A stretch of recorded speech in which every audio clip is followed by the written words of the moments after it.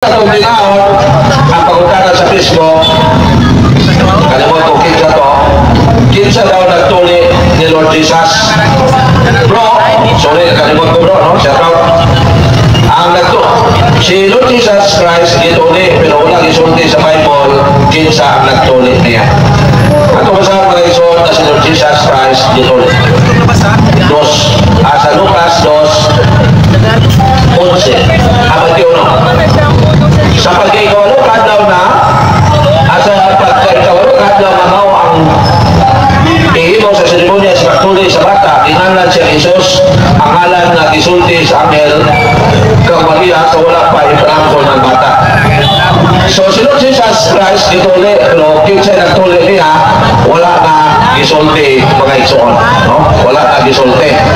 So, panayon ka mga igsoon, at kung tinawag din ang mga pagtulunan sa Seventh-day Adventist, no?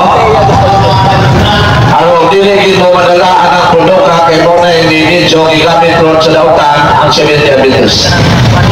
Ang Seventh-day Adventist, mga igsoon, nagtudlo sila o mga pagtulunan na sayo. Una, ilang itudlo ang si Ellen White, propeta. Si Ellen White, dili propeta, kaya wala na ilay propeta, umahan ni San Juan magbubunya. Atong basahan mga igsoon sa Lucas 16:16. Kaya naman tayo igsoon sa balista nila, may nalang malagdagan po na no? Okay. So, wala na ilay propeta. Gingon din sa Lucas 16:16.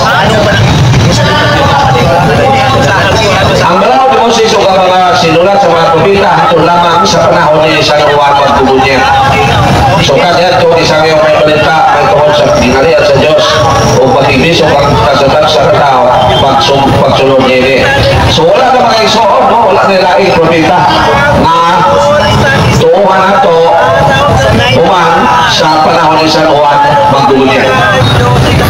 So dili na tinod sa Mormons na si Joseph Smith propeta, dili na tinod mga igsoon.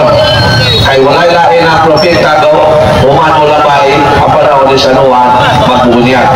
So muna gitundo nila no na propeta daw. So ato lang tinawag na wala na now.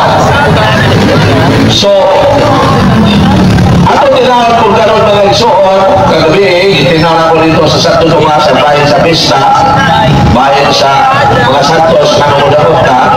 Ato lugar nga karoon ang bayan sa Santos na Rosario.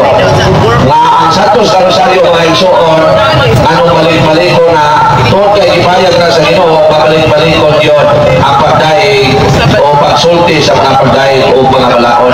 Ato sa ng Salmo 138:13. So, di na lang ko mag-isgot sa mga pagtulunan sa sabalista, no? Kaya hindi mo na, napundok. So, sayang ang panahon na to, no? Sayang ang panahon mag-isgot at ang mga minit na mga pundok. So, dili na lang ka sa dugang na tinawag dahil sa pinunay pangutana, bayan sa sabalista, ako niya po na ito gagawin. So, dahil yung mga isuot sa Salmo 119:13 at to sa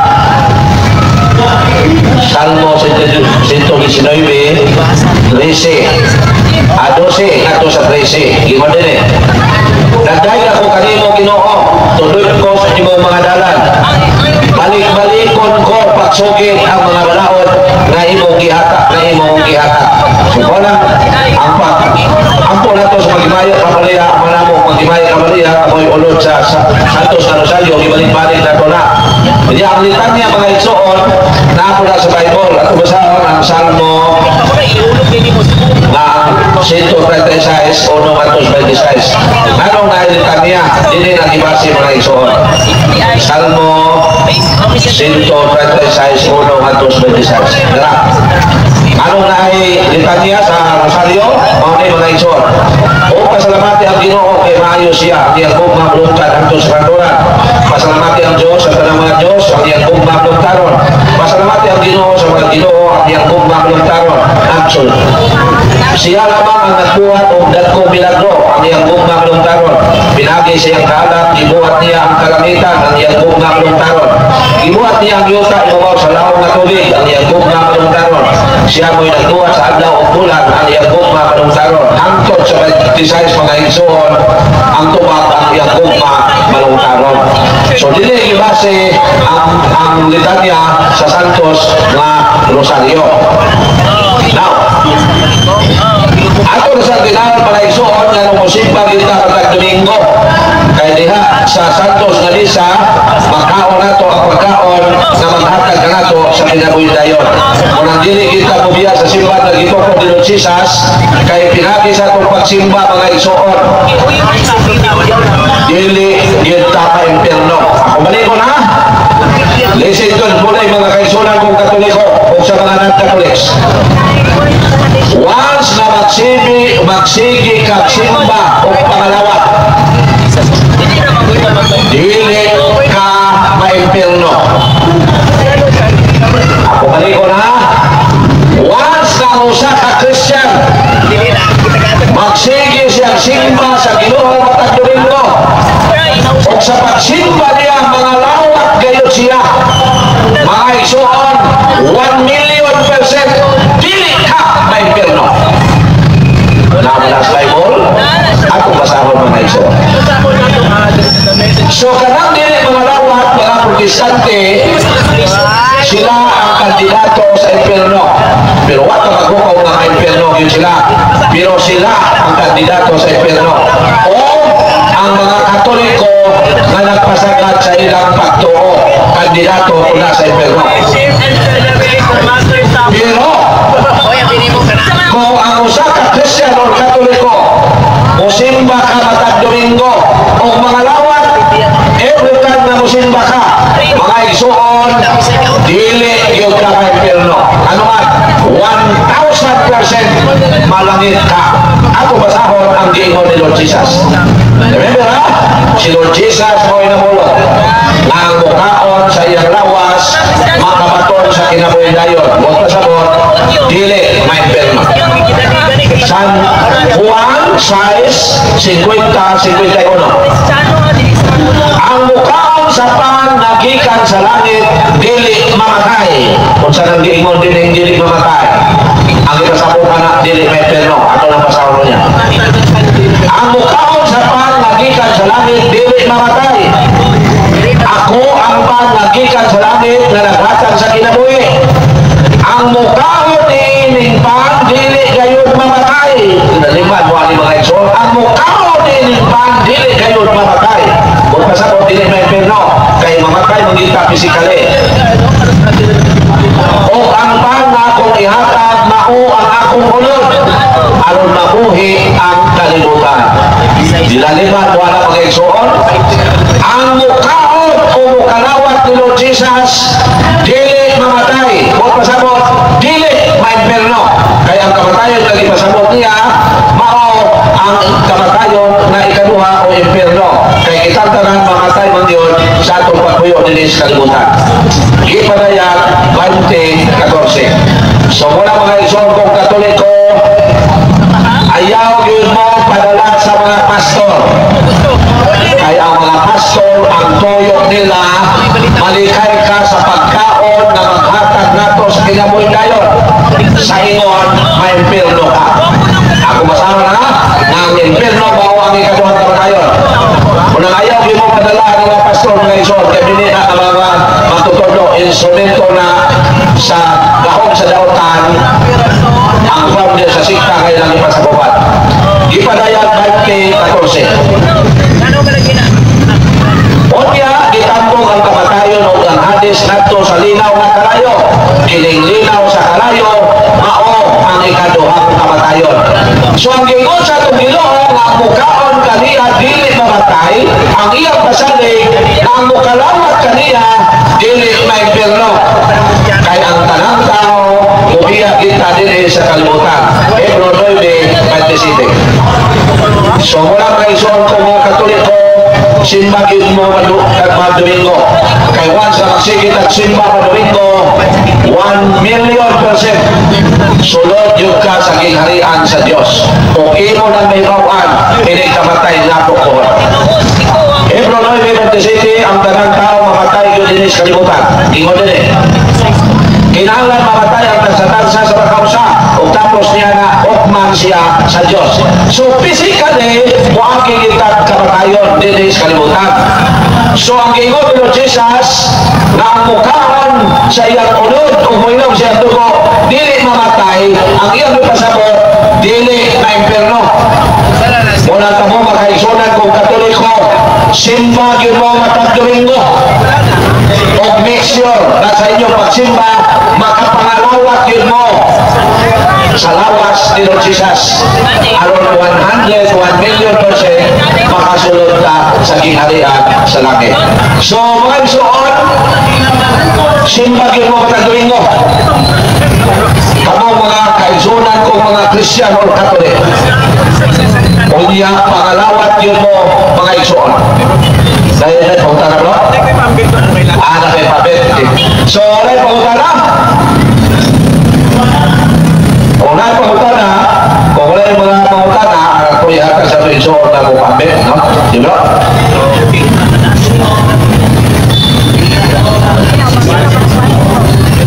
Thank you so much, Brother Oxol. So, ngayong gabi sa tanan. Okay, sa bago ko magsugod, so magtagalog lang kung sako-sako ang wali kayo. Lain ako ipamit sa inyo ha. Okay, so ako nga pala si Brother Normal and isa po akong content creator. Ang channel ko po ay Credo in Iglesia Catholica. Okay, so last week, ito, merong sumulong dito sa public preaching namin yung mga Seventh-day Adventist. At I know, vlogger din yun, yung Seventh-day Adventist. Okay, i-shout out kita, Roy Tundag, certified and legitimate evangelist sa Seventh-day Adventist na ang ingay mo sa social media. And you know what? Bakit namin nasabi na yung mga sinasabi mong reference ay false and fake? It's because sublime, mali na talaga. Okay, balikan natin yung sinabi mo last week. Okay. Sana yun.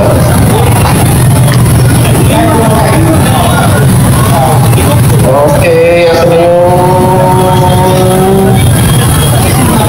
Okay.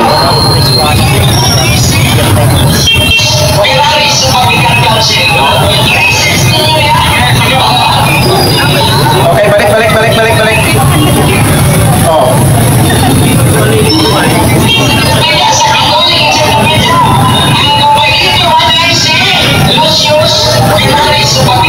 Anong sabi niya? Ang sabi niya, sa Catholic Encyclopedia, si Lucius Pilares. Oh, i-research na, i-research. Ulit.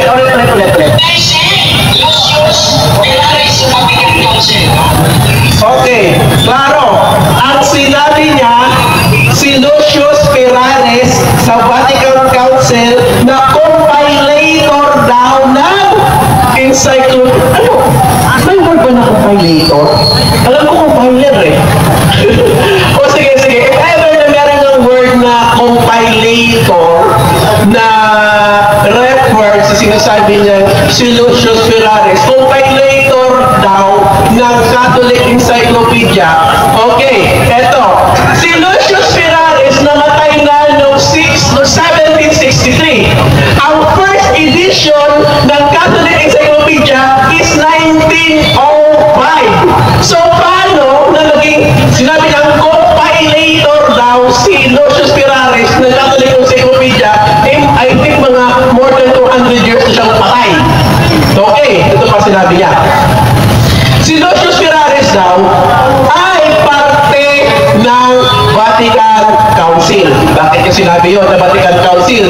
Kasi Vatican Council is a magisterial council.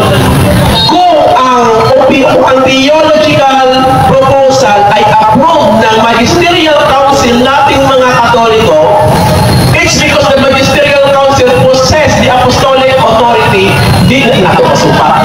Okay? So, mauna ang iyang ginaingon na si Lucius Ferraris daw part sa Vatican Council. Okay? We have two Vatican Council. The first Vatican Council is the Vatican I. Kanus ang Vatican I?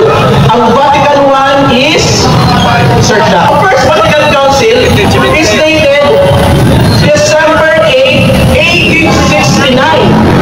Oh, then si Lucius Ferraris patay na noong 1763. So, paano maging parte? Roy Tundag. Okay. Paano maging parte ng Vatican Council si Lucius Ferraris 100 years na siyang patay bago nagkaroon ng First Vatican Council? Sinabi mo kanina, proud ka ba? Okay, i-search niyo niya Lucius Ferraris, compilator sa Catholic Encyclopedia sa Vatican Council. Okay, i-search na mo. So, it's obvious, okay, na ang ginasaba-sabat ni Moderi is a plain misinformation, therefore, it is fake. Okay, so karon, okay, it is a pure lie. O sa kaman sa mga baka, John 8:44, ang kaman sa mga baka, ay walang iba kundi si Satan. So ngayon, balik tayo. Okay, sino to? Si Lucius Ferraris. Okay, gaya ng sinabi kanina ni Brother Crisoson, si Lucius Ferraris actually is a Franciscan friar and a theologian. Yes, totoo siya. Totoong friar siya ng Katoliko and theologian and also a philosopher. So, ano yung pinuputok ng busing ito ng mga SDA about kay Lucius Ferraris?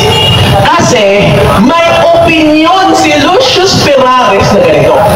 Okay? May opinion si Lucius Ferraris na base sa Matthew 16:18-19 na ang pagiging ang supremacy ng leadership ng Santo Papa is like Jesus Christ. Who is Jesus Christ? The God here on earth. He is the one part of the God here on earth. So gusto niya na may ganon din na tawag sa Santo Papa. Pero in-approvehan ba ng council? Wala. Okay. So bakit hindi approve ng council na bakit hindi approve ng council? It's because hindi yan pwede maging official na teaching ng Catholic Church. Maging official teaching lang ng Catholic Church ang isang proposal pag ito'y inaprubahan ng Magisterial Council. So ano ang halimbawa ng mga proposal ng mga theologian?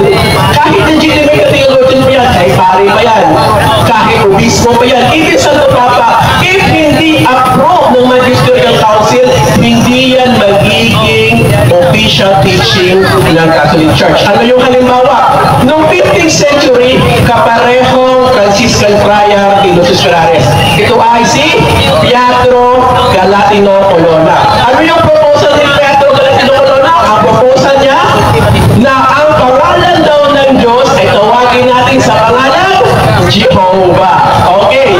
Ang pangalan Jehovah, ang unang nag-invento at nag-propose niyan, hindi yung mga saksi ni Jehovah o si William Tyndale na gumamit ng pangalan Jehovah sa translation niya. No. Ang unang gumamit ng pangalan at nag-invento ng pangalan Jehovah na yun daw itawag sa Diyos ay ang Franciscan friar, philosopher, and theologian, mag-asurango, of course, na si Pietro Galatino Colonna. Okay. So, sinulat niya yun. Pinropose na yun. Aprobado ba ng Magisterial Council? No. Hindi. Okay? So, hindi porket theologian ka, pari ka, obispo ka, at nagsulat ka ng opinion mo ay official na agad na aral ng Katoliko. No. The Catholic Church doesn't work that way. Okay? Kasi, kung ano man yung sulat ng mga theologians, na kung sino-sino dyan, kailangan yan maaprubahan sa magisterial council. Okay? Lahat may opinion, mga theologian, lahat ng mga opinion. Pero as long na hindi aprobado ng magisterial council ang opinion mo, I'm sorry to say, hindi yan official teaching ng Catholic Church. So, balik tayo sa kay Lucius Ferraris. Okay. Franciscan friar siya. Okay nga, yan. Asa natin ka lang dad? Okay. Katong, sabi na dito, may nag-iingon na sweet pa. Okay. So, mami. Okay, giingon niya na ang, ano daw? Kung may later sa encyclopedia of Parliamentary Council. Although, 100 years mo patay, si Lucius Ferraris before the first edition of Catholic Encyclopedia and the first Vatican Council. So, karon, ito. Ang opinion ba ni Lucius Ferraris na about sa opinion niya about the vicar of Christ, which Christ is indeed a God here on earth, is also applicable to the Pope? Opinion niya yan. He is entitled to his own opinion. And all opinion is equal with the absence of evidence or any approval. Pareho lang yan. So ngayon, ito. Aprobado ba ang opinion ni Lucius Ferraris? The answer is no. Kasi una, yes, theologian siya, pero never siya naging part ng Vatican Council. Because Lucius Ferraris is already dead 100 years, more than 100 years before the first Vatican Council nag-iingon ni Roy Tuldak. Okay. Ngayon, okay. Ano ang mga title ng Papa na official teaching, okay ha? Na official teaching naming mga Katoliko. Ito lang yung aral namin, nothing more, nothing less.